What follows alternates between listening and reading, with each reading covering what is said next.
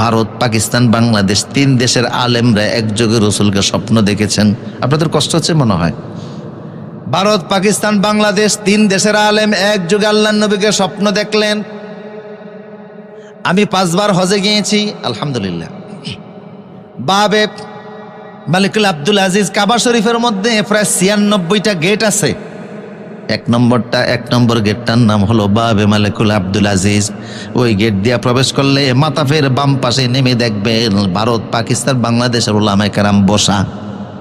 আমি ওই জায়গার গুরুত্ব সম্পর্কে জানতাম না। আমি দারুন নাজাহ সিদ্দিকিয়া কামিল মাদ্রাসা, যেখানে আমি 6 বছর লেখাপড়া করেছি, বাংলাদেশের অনেক বড় বড় আলেমরা ওই মাদ্রাসার ছাত্র। এই যে এখন যুবকদের আইকন, সারা বাংলাদেশের যুবকদের হৃদয়ের স্পন্দন, ডক্টর আল্লামা মিজানুর রহমান আল আজহারি, তিনি ওই মাদ্রাসার ছাত্র।